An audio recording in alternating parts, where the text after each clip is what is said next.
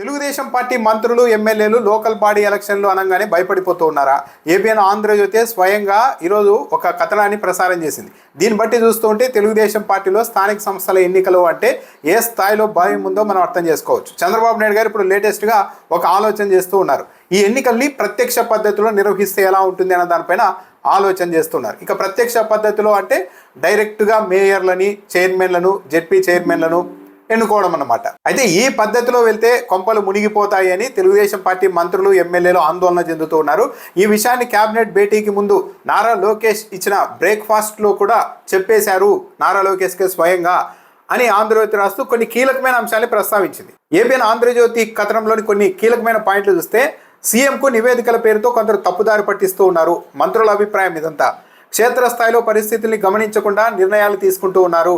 అంటే అంతా బాగుంది అని ముఖ్యమంత్రి చంద్రబాబు నాయుడు గారికి రిపోర్ట్లు ఇస్తున్నారు కొందరు, కానీ వాస్తవం అందుకు భిన్నంగా ఉందని మంత్రులే చెప్తున్నారంట. కొన్ని ఎన్నికల హామీలు ఇంకా మనం అమలు చేయలేదు, కొత్తగా పింఛన్లు ఇవ్వలేదు, రేషన్ కార్డులు ఇవ్వలేదు, దాంతోపాటు కరువు కూడా వచ్చింది. ఇలాంటి పరిస్థితుల్లో డైరెక్ట్ ప్రత్యక్ష ఎన్నికలకు వెళ్తే పెద్ద ఎత్తున ఇబ్బంది వస్తుంది, లాభం కంటే నష్టమే ఎక్కువ ఉంటుందని మంత్రులు అభిప్రాయపడ్డారంట. ప్రజా తీర్పు ఎలా ఉంటుందన్న దానిపైన కూడా మంత్రులు సందేహాలు వెలిబుచ్చారు అని కూడా ఏబిఎన్ ఆంధ్రజ్యోతి చెబుతోంది. సీఎంకు నివేదికల రూపంలో అంతా సంతృప్తిగా ఉన్నారు, ప్రజలంతా సంతృప్తి స్థాయి అధికంగా ఉందని రిపోర్ట్లు ఇస్తూ ఉన్నారు. 2019లో కూడా సేమ్ ఇలాగే చేశారు. విపరీతంగా ప్రజలంతా సంతృప్తిగా ఉన్నారని రిపోర్ట్లు ఇచ్చారు. కానీ తీరా ఎన్నికల సమయంలో ఏం జరిగిందో చంద్రబాబు నాయుడు గారికి తెలియదా అని మంత్రులు వ్యాఖ్యానిస్తూ ఉన్నారట. ఒక సీనియర్ మంత్రి వ్యాఖ్యానించారంట. అసలు ఇక్కడ ఎవరికైనా వచ్చే అనుమానం ఏంటంటే, స్థానిక సంస్థల ఎన్నికలు అయితే జరుగుతాయి, ఏదో రూపంలో అయితే ప్రజలే ఓట్లేస్తారు, కానీ ప్రత్యక్ష పద్ధతిలో అయితే ఎక్కువ నష్టం జరుగుతుంది, పరోక్ష పద్ధతిలో అయితేనే బాగుంటుంది అని తెలుగుదేశం పార్టీ మంత్రులు, ఎమ్మెల్యేలు ఆలోచన చేయడం వెనుక ఉద్దేశం ఏంటి? ఇది పూర్తిగా ఒక దురుద్దేశంతో కూడిన వ్యవహారమే అన్నది ఇక్కడే చాలా క్లియర్గా అర్థమైపోతుంది. ఇప్పుడు సాధారణంగా ఇప్పుడు జరుగుతున్న పరోక్ష పద్ధతిలో జరుగుతున్న ఎన్నికల్ని తీసుకుంటే, ఉదాహరణకు ఒక మున్సిపాలిటీ ఉంటే ప్రజలు ఓట్లేసి కౌన్సిలర్లను ఎన్నుకుంటారు. ఆ కౌన్సిలర్లంతా కలిసి ఒక చైర్మన్ ఎన్నుకుంటారు, మున్సిపల్ చైర్మన్ని. ఇది పరోక్ష పద్ధతిలో. ఈ పద్ధతిలో జరిగితే అధికార పార్టీకి పని చాలా ఈజీగా ఉంటుంది. ఎందుకంటే కౌన్సిలర్లను బెదిరించవచ్చు. అంటే చిన్న చిన్న వాళ్ళు కాబట్టి అవతల పార్టీ నుండి పోటీ చేస్తున్న కౌన్సిలర్లను బెదరగొట్టి వాళ్ళు నామినేషన్ వేయకుండా చేయడం, ఏకగ్రీవాలు చేసుకోవడం, మాట వినకపోతే పోలీసుల్ని ఉసుగొల్పి ఎస్ఐల ద్వారాను, సిఐల ద్వారాను బెదిరించి కేసులు పెడతామని చెప్పి లొంగ తీసుకోవచ్చు. లేదా అన్ని దాటుకొని నామినేషన్ వేస్తే రిటర్నింగ్ అధికారులను కూడా లోపరుచుకొని వాళ్ళ నామినేషన్లు ఏదో కారణంతో తిరస్కరించేలాగైనా చేయవచ్చు. కానీ ప్రత్యక్ష పద్ధతిలో అంటే ఏంటి?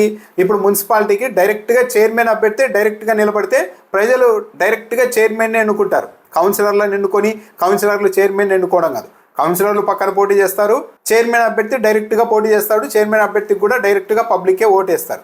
దీంట్లో పెద్ద రిస్క్ ఏంటి అధికార పార్టీకి అంటే, ఇప్పుడు చైర్మన్గా ఒక అభ్యర్థి నిలబడుతున్నారంటే అతను ఒక లెవెల్ లీడర్ అయి ఉంటారు. అతన్ని కౌన్సిలర్లను బెదిరించినట్టు బెదరగొట్టి నామినేషన్ వేయొద్దు అని చెప్పడానికి, లేకుంటే పోలీసు అధికారులను ఉపయోగించి బెదరగొట్టడానికి ఇవన్నీ సాధ్యం కావు. ఒక మున్సిపాలిటీకి చైర్మన్ అభ్యర్థిగా ఒక పార్టీ నుండి పోటీ చేస్తున్నాడంటే అతడు ఇలాంటి ఒత్తిళ్లను తట్టుకునే సామర్థ్యం ఉన్న వ్యక్తే. చెప్పాలంటే దాదాపు ఒక ఎమ్మెల్యే స్థాయి నాయకుడే చైర్మన్గా పోటీ చేస్తాడు.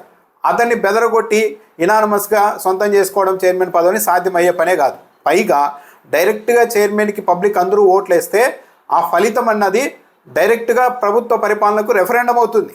రాష్ట్ర వ్యాప్తంగా ఎక్కువ మంది వైఎస్ఆర్సీపీకి సంబంధించిన మేయర్లు, చైర్మన్లు, జెడ్పీ చైర్మన్లు గెలిచారనుకోండి, తెలుగుదేశం పార్టీ ప్రభుత్వం పని అయిపోయింది, ఇక 2029లో ఇలాగే ఉంటుందని ఆ రోజే డిక్లేర్ అయిపోద్ది. ఈ భయంతోనే తెలుగుదేశం పార్టీ మంత్రులు, ఎమ్మెల్యేలు ప్రత్యక్ష పద్ధతి వద్దు, పరోక్ష పద్ధతి అయితేనే మేలు అని చెప్తున్నారు. పరోక్ష పద్ధతులు అంటే సింపుల్, కౌన్సిలర్లని లేకుంటే ఎంపీటీసీలని, జెడ్పీటీసీలుగా పోటీ చేసే వాళ్ళని వీళ్ళందరినీ బెదరగొట్టి అదరగొట్టి నామినేషన్లు వేయకుండా చేసి ఇనానమస్గా తమ వాళ్ళని గెలిపించుకోవడం. లేదు వైసీపీ నుంచే గెలిచారనుకోండి, వాళ్ళని మళ్ళీ తీరా చైర్మన్ ఎన్నుకునే సమయంలోనో, మేయర్ని ఎన్నుకునే సమయంలోనో, జెడ్పీ చైర్మన్ ఎన్నుకునే సమయంలో అయినా సరే ప్రలోభాలు పెట్టి కొంతమందిని ఇక్కడ లాగేసుకొని, ఇదిగో మేమే గెలిచేసాం, జెడ్పీ చైర్మన్ మేమే గెలిచాం, మున్సిపాలిటీ చైర్మన్ పదవి మేమే గెలిచాం, మేయర్ పదవి కూడా మేమే గెలిచాం అని చెప్పుకోవడానికన్నా ఉంటుంది. కానీ డైరెక్ట్గా చైర్మన్కి, మేయర్కి, జెడ్పీ చైర్మన్కి ఎన్నికలు జరిగితే డైరెక్ట్గా పబ్లిక్ ఓటేస్తారు కాబట్టి ఇక ఫలితాన్ని మార్చడం అన్నది అంత ఈజీ కాదు. ఇండైరెక్ట్గా ఏబిఎన్ ఆంధ్రజ్యోతి కథనం చెబుతున్నది ఏంటి? మంత్రులు డైరెక్ట్గా చెప్తున్నారు, పరోక్ష పద్ధతిలో అయితే మేము ఏదో విధంగా అందరినీ బెదరగొట్టి అక్రమాలు చేసి ఏదో విధంగా మేనేజ్ చేసి మేము గెలవగలుగుతాం, కానీ మీరు ఇలా ప్రత్యక్షంగా ఎన్నికలు పెడితే మేము ఏమీ చేయలేం చంద్రబాబు నాయుడు గారు, మనం గెలవడం సాధ్యం కాదు, కరువు పరిస్థితి ఉంది, కొత్తగా ఒక పింఛన్ ఇవ్వలేదు, కొన్ని పథకాల్ని మనం అమలు చేయలేదు, రేషన్ కార్డులు కూడా ఇవ్వడం లేదు, మొత్తం ఎత్తిపోద్ది, మీకు వస్తున్న రిపోర్ట్లు అవాస్తవం, క్షేత్రస్థాయికి భిన్నంగా ఉంది, 2019లో ఎలాగైతే మీరు చేశారో ఇప్పుడు కూడా అలాగే రిపోర్ట్ల మీద ఆధారపడుతున్నారు, అంత సంతృప్తి లేదు, దెబ్బతింటామని డైరెక్ట్గానే మంత్రులు చెబుతూ ఉన్నారని ఏబిఎన్ ఆంధ్రజ్యోతి కథనం సారాంశం. దానికి తోడు ఇంకో ఇబ్బంది కూడా ఉంది తెలుగుదేశం పార్టీకి, మొత్తం కూటమికి. వీళ్ళంతా కూటమిగా ఉన్నారు, జనసేన పార్టీ, బీజేపీ, టీడీపీ. రేపు ప్రొద్దున ఎన్నికలు ఇలా ప్రత్యక్ష పద్ధతిలో జరిగితే ఏదో ఒక జిల్లా జెడ్పీ చైర్మన్ పదవిని జనసేనకి ముందే ప్రకటించాల్సి ఉంటుంది, లేదంటే ఏదో ఒక మున్సిపాలిటీకి సంబంధించి చైర్మన్ పదవో, లేకుంటే ఒక నగరానికి సంబంధించిన మేయర్ పదవో ముందే జనసేన పార్టీకి అలాట్ చేయాల్సి ఉంటుంది. దాదాపు ఈ రెండు పార్టీలు కలిసి కనీసంలో ఓ 30% ఇలా వదులుకోవాల్సి ఉంటుంది. అలా 30% పట్టణాలని జనసేన పార్టీకి వదిలేస్తే ఇక అక్కడ లోకల్లో ఉన్న తెలుగుదేశం పార్టీ వాళ్ళు ఎవరు కూడా జనసేన పార్టీ అభ్యర్థికి పని చేయరు. డైరెక్ట్గా చైర్మన్ గాను, మేయర్ గాను, లేకుంటే జెడ్పీ చైర్మన్ గాను గెలిచేలాగా తెలుగుదేశం పార్టీ వాళ్ళు ఎట్టి పరిస్థితుల్లోనూ సహకరించరు. జనసేన పార్టీ వాళ్ళు పోటీ చేసిన చోట టీడీపీ వాళ్ళు సహకరించరు, టీడీపీ వాళ్ళు పోటీ చేసిన చోట జనసేన పార్టీ వాళ్ళు సహకరించారు. సో ఈ విధంగా కూడా పెద్ద ఎత్తున బెడ్స్ కొట్టే అవకాశం ఉంటుంది.